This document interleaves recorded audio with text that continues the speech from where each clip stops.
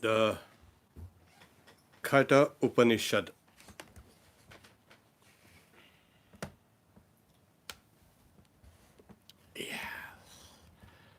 The Katha Upanishad 2 1 14, part 2, section 1, and the 14th verse. We will take today the 14th and the 15th. The 14th is, as water raining down on an inaccessible height becomes dispersed on lower hilly regions, similarly, one who perceives the selves differently runs after them only. Yatodakam durge vrishtam parvateshu vidhavati evam dharman pratak pasyan tanevanu vidhavati. It is the one becoming the many. As rain, you can say, falls on a mountain top, what happens? Well, all the rain water runs down from all the sides. And if it is raining and raining, then what happens is the water runs down in various rivulets down below, and they disperse over and over again. What has actually happened? That rain has a quality of one. It is water. And that water has now become dispersed. It has become rivers and streams and waterfalls and cataracts, and we have the whole bunch. And this is actually what has happened.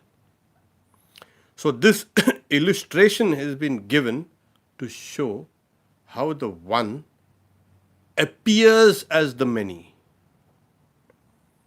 It is true that there is an underlying unity.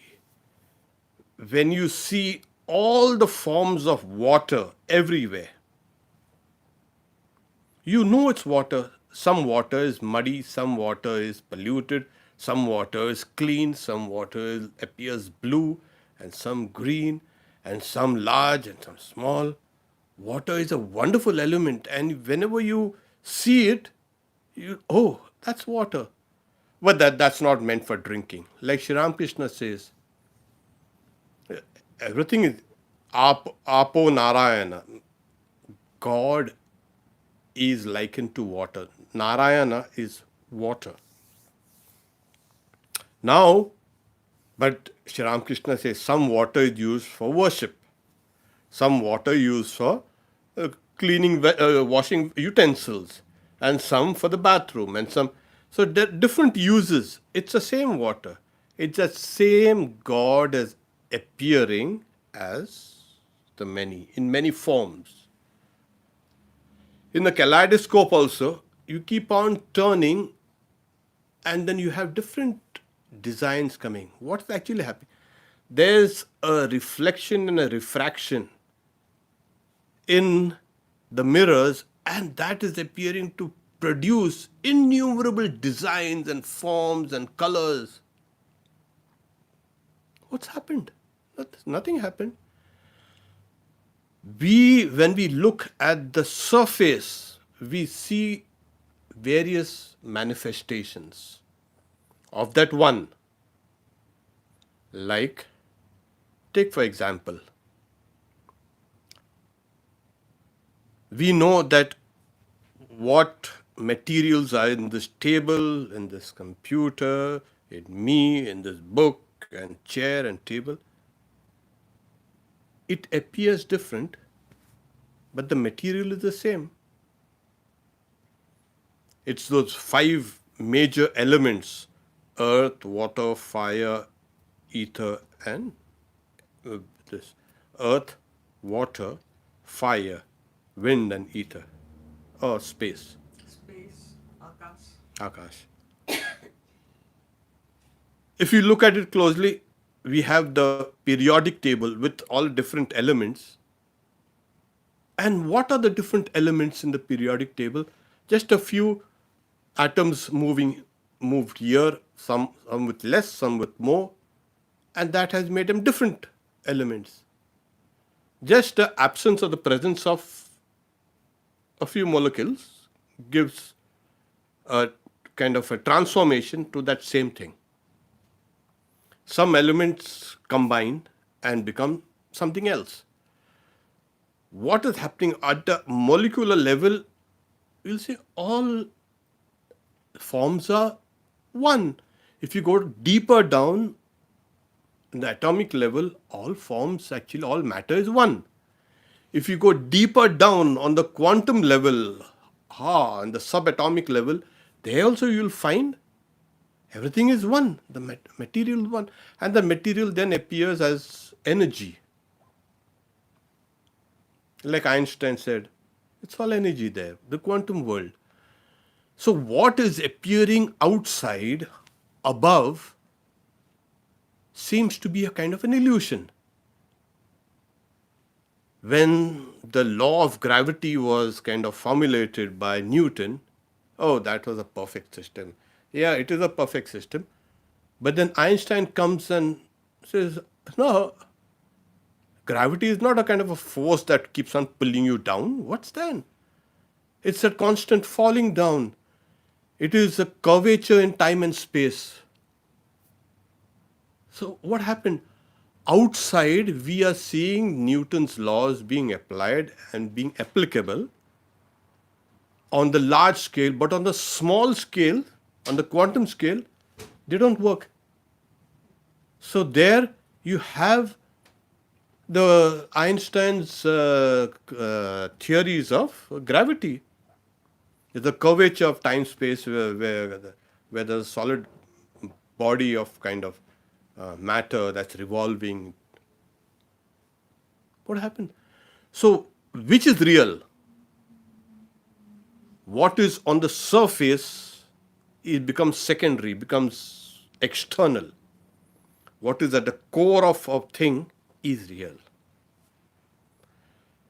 Now, if you look at matter like this, energy has now displayed itself in these various forms, which is appearing as matter. You will say, what's matter? What are the elements? Well, you say they are made of bricks and stones and wood, and go down deeper into that and find that, okay, they are made of molecules and then atoms and then subatoms and then go down below. What do you find? The idea is, as you go down more and more inside, you will come to the unity in diversity. And this is important. Now, if you look at it from another standpoint, life. All life is one. All life, yes, all life is one because it has sprung from one primordial life form. And it has diversified and manifested into these bewildering forms that we see all around. The trees and insects and fish, the innumerable types of fish, marine life, terrestrial life. Oh, so how has this thing has come about?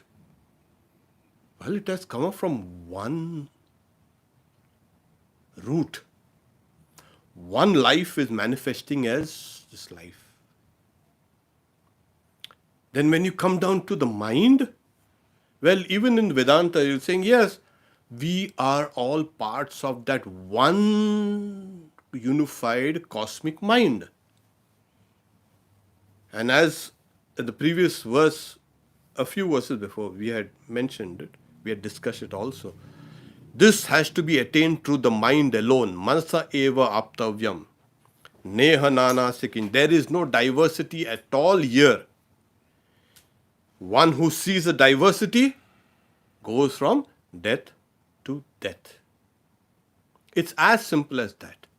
And death, as we have discussed, is ignorance, non-knowledge. But we are seeing the diversity. Yes, you are not seeing into the heart of that diversity. Everywhere it is that same material or same life or the same mind that is manifesting like this. So, this illustration, how the one becomes the many. Well, reminds me of Swami Vivekananda used to, tell a joke which he had heard here in the US. And he used to laugh and laugh and laugh and laugh. So the joke is,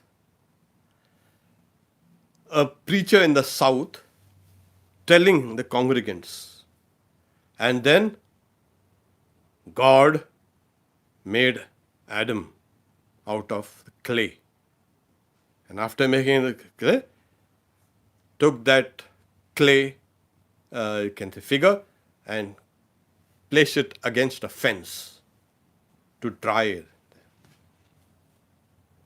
Then one of the congregants say, "Hey, wait there, preacher. Who made that fence?" And then the preacher says, "Tom, you don't be asking this question. You'll be you'll be breaking all theology." So it's something like this. You'll be smashing all theology. And Swami Vivekananda used to repeat this often to his devotees and friends, and he used to laugh and who built the fence? Now, one rain is one element. It is falling down on the mountain and it is dispersing down the sides of the mountains. And no mountain sides are smooth. They're all kind of craggy and hollow, and there are rocks and various things. Somebody might ask, "Hey, wait there, Swami. Where did that mountain come from?" And I'll say, "Hey, you don't ask such questions. You will be smashing all theology." So it's like that. The illustration is not the real thing, but the one appears as many because of Maya. So Maya makes this one appear as a many. So does the one really become many? No. It appears as the many. The essential qualities of that one is always there. It's like we are kind of the human species, and we have risen from millions and millions of years of evolution. Oh, millions, 4.5 billion years. Okay, that's what the scientists say, and they're good enough. Where is that history written? Well, it's written there, within you. The whole thing is within you. Within me? Yes, it is in your DNA, in your chromosomes. Everything is there. All the lives that you have lived, the life forms, are all there. And now, even now, they are finding Neanderthal genes in a human there. Nothing has gone extinct. As it were, we are the sum total of all the lives that we have lived. We are like the essence of all life. So that's why deep down within us, we carry that whole unity, that whole history, that unified history is written down in us. And when you look at it from the mental life, the whole history of your travels is also written down in your in the realms of karma. That is called the memory of karma, karmic memory. So you have a genetic memory.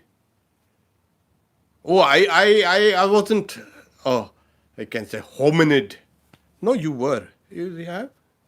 All your previous ancestors had come from there.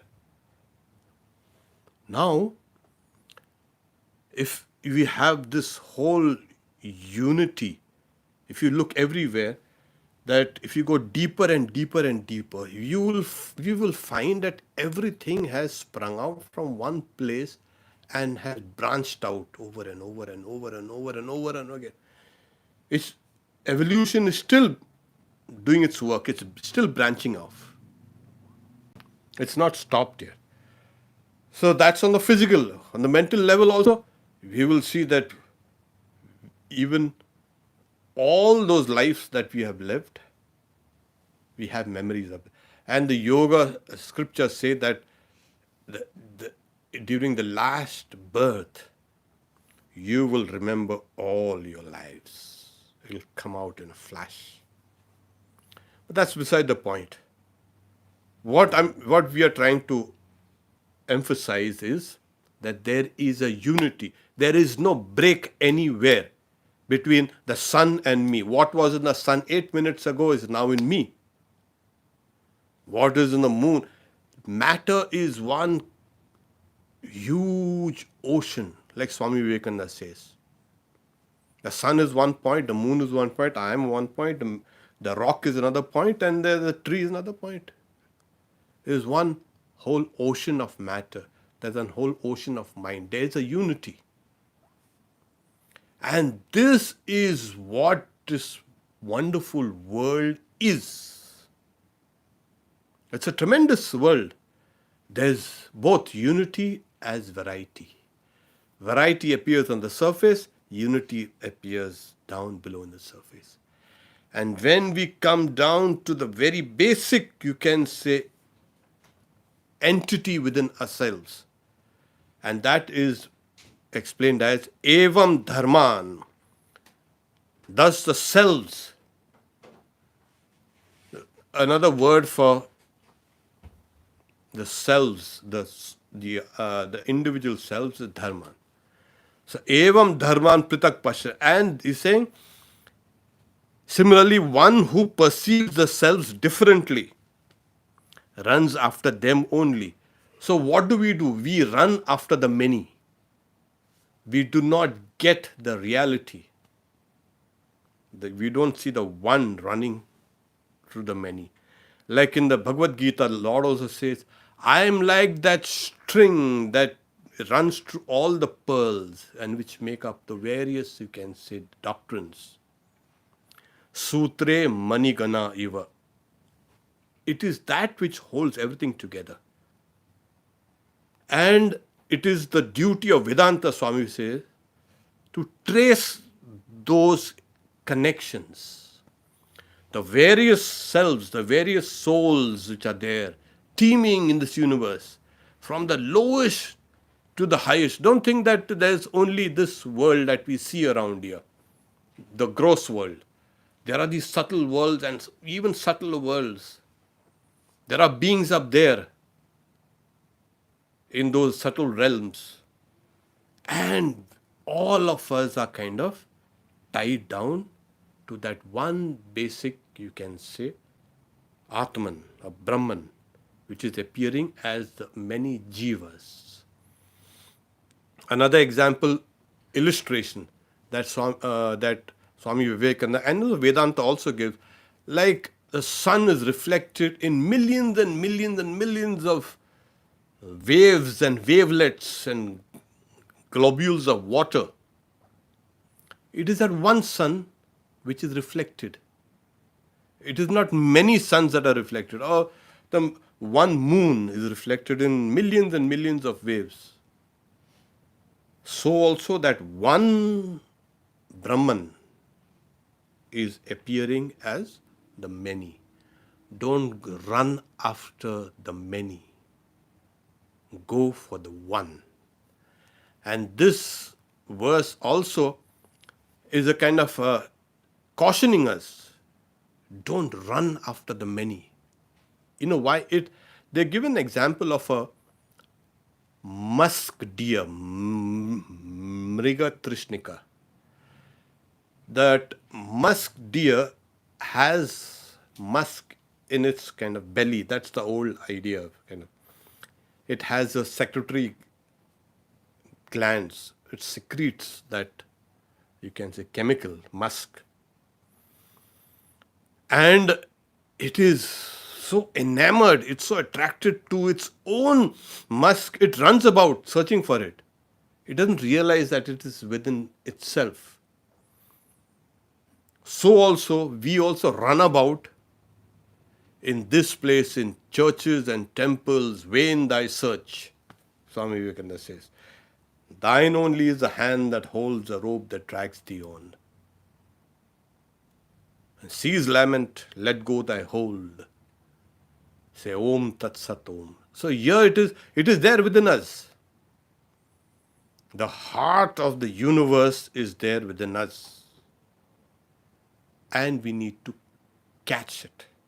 Don't run after the. See, what happens is the work of Maya.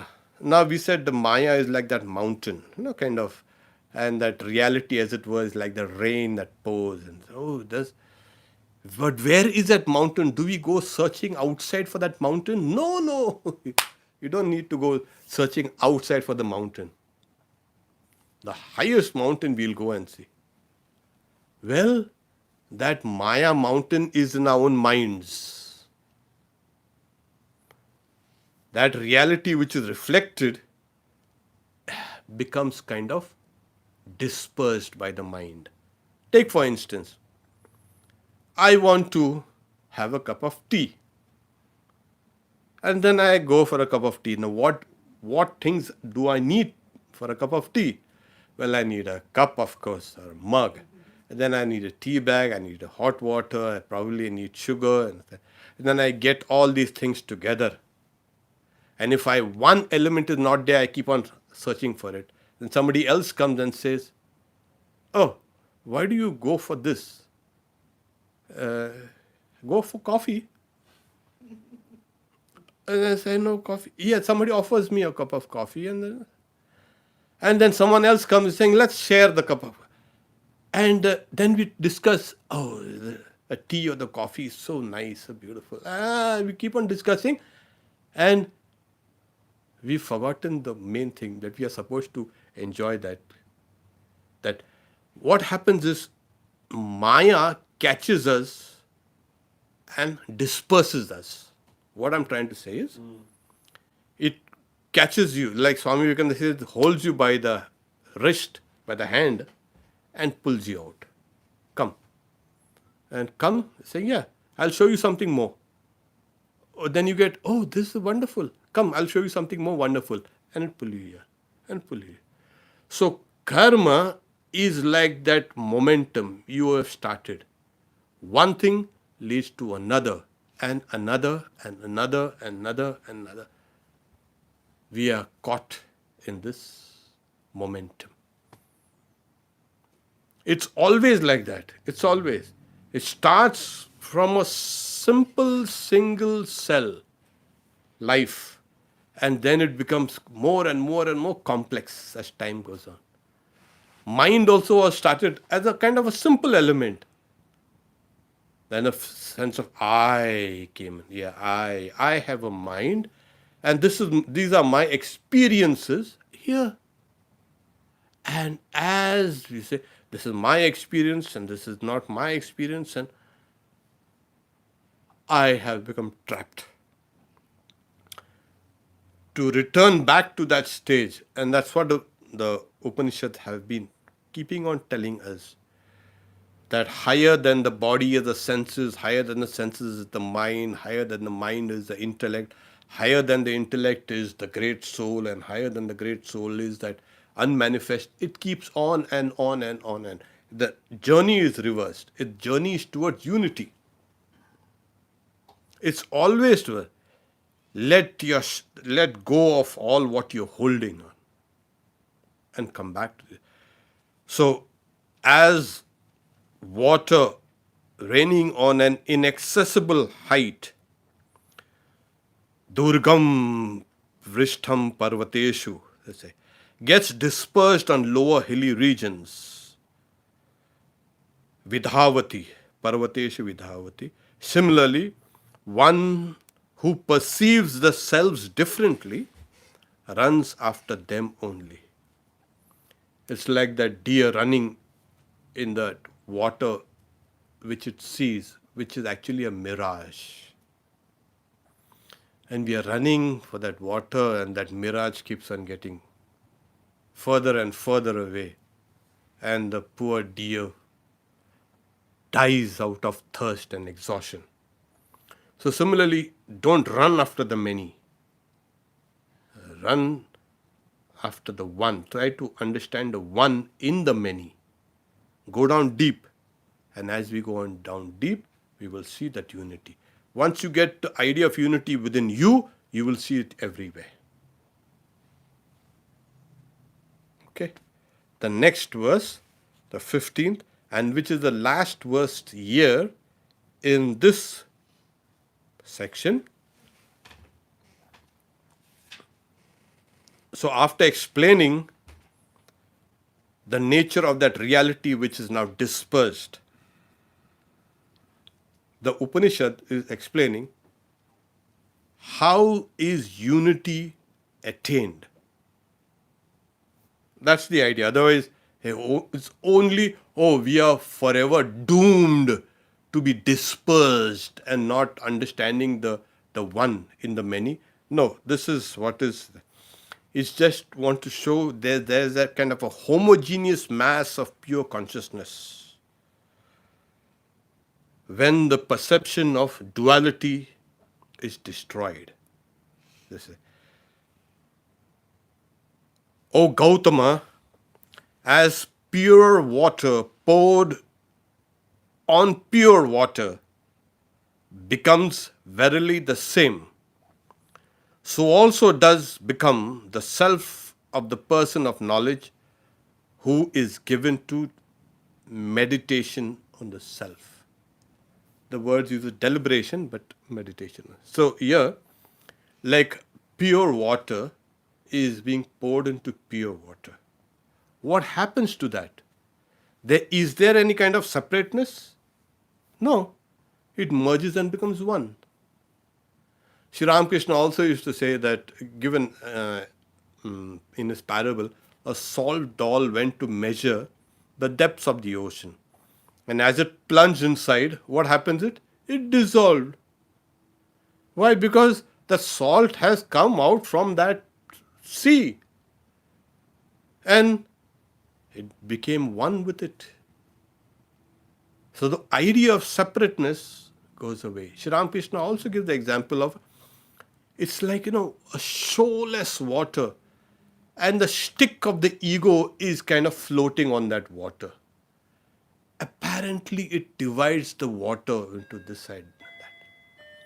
But is the water divided by a small stick that's floating on the water? No.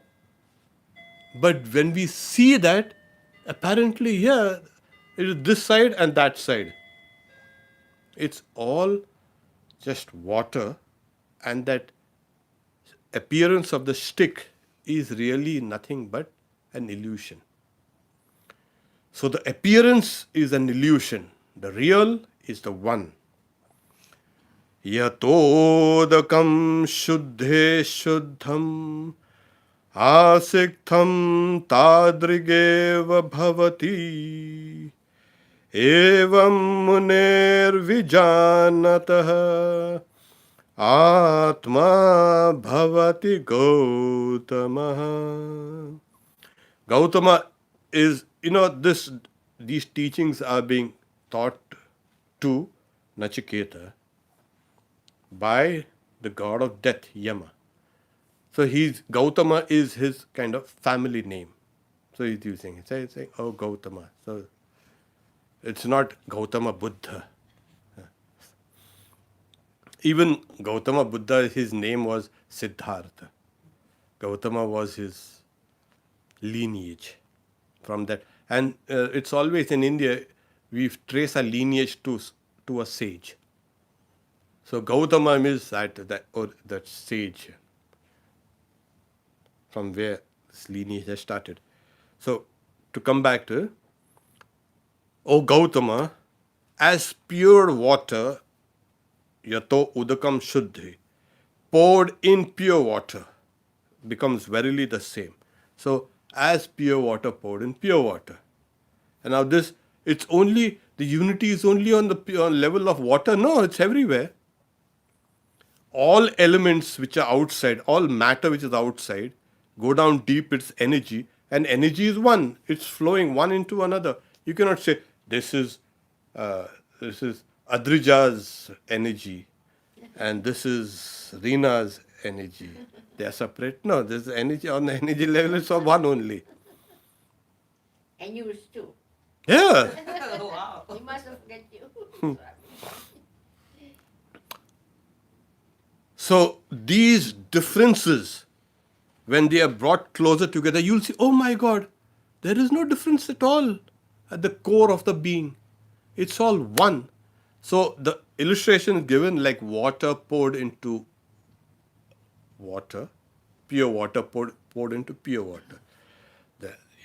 There are, like, you pour dirty water into pure water, you might see traces of that pollution, that dirt also there. So it's qualified with pure water poured into pure water. What happens is, it remains pure. And this is what so also does become that self of the person, of a person of knowledge. Why person of knowledge? Yes, that person of knowledge has gone down to the core of the universe. Where is the core of the universe? Well, it is there within each one of us. So if you can get that, you can unravel the whole. Once you understand this wave in the mind, you can understand all the waves in the mind. You understand your own self, you understand everything. In the morning prayer we have opening thyself to the knowledge of thyself. Chaitanya's prayer. Oh moonlight, stream down in the lotus of your heart, opening yourself to the knowledge of thyself. So this is exactly what happens. So as we go down deep inside, we get the knowledge. That knowledge is of the self. It's a knowledge of unity, knowledge not of the diversity. And once you understand, oh, this is what it is, you understand the whole thing. No longer will the images on the screen ever fool you, because now you know that there's a screen at the back, which actually is required for the pictures to fall on a surface.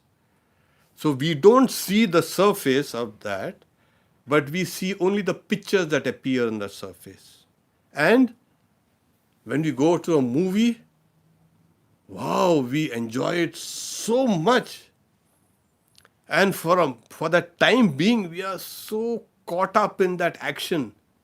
And there's a flood coming. And there's a fire, and people are running and trying to escape, and you also caught up in that. Actually, that's what happens. You're caught up in this diversity, this Maya. And if you would have looked close enough, you would have understood, oh, it's an appearance, it's an illusion. This is the state of realization for a person of knowledge. So that's the reason why he's saying,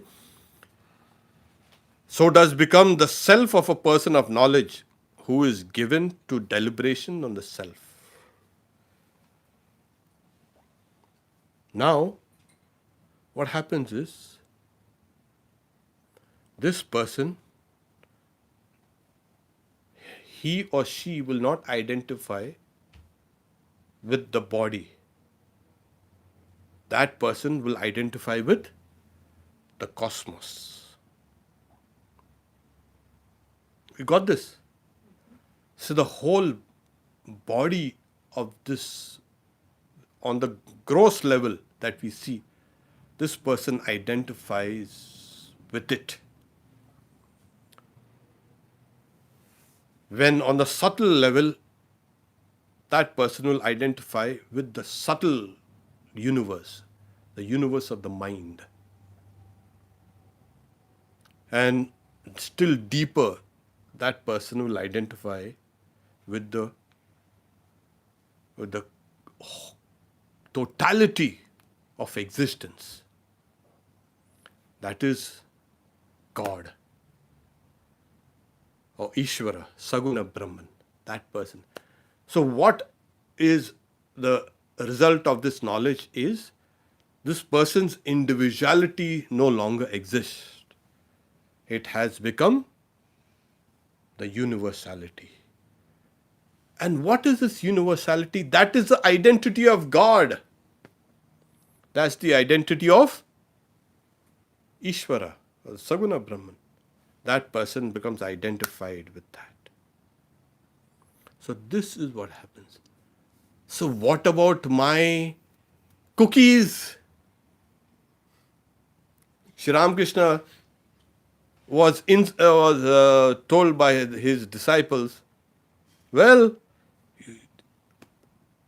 tell a divine mother to cure you of your little of the, so that you can eat a little, because he couldn't swallow anything.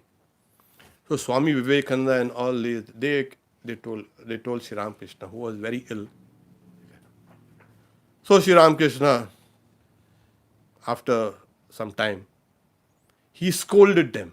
He's saying, I asked the Divine Mother, Mother, these boys are saying to cure this thing a little so that I can eat. And Mother showed me, why you're eating through so many mouths?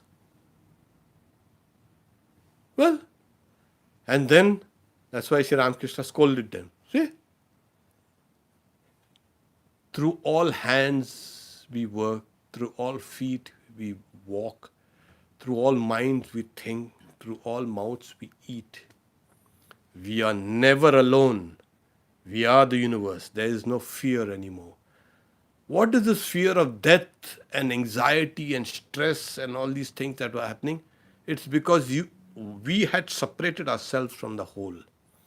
We built a kind of a false identity that I am separate and this world is separate. I have nothing to do with this. And when a virus comes, and now it shows how connected we are. We are not separate.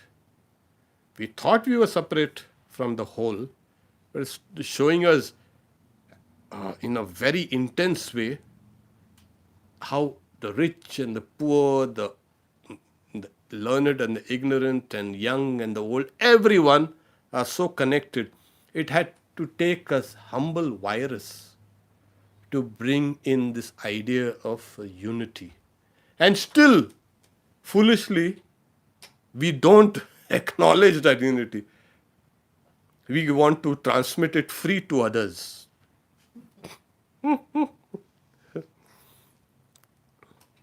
Ideas? It is. This is the fact. This is the reality. If we could understand this reality, it is there on the deeper level. We are all connected. Well, nothing happens in this universe without affecting other parts of the universe. And this is one of those ages in science where it is now proving these old doctrines of the Vedanta in a very powerful and forceful language. So long, the Vedantic terminology and you can say language was philosophical and metaphysical and moral. And now the language of Vedanta is scientific. There it is. It is true. It is observed. It is discovered. It is there, experienced. So the more we separate ourselves, the more miserable we become. The more we are one, the more we will eradicate all ideas of separateness and loneliness and everything that has made us what we are in an illusory way. We thought we will do many things in life. Everybody comes with that fresh energy. We will do something. And then after a while, nature shows the person his place in life, slaps him a little and pushes him down. You stay down.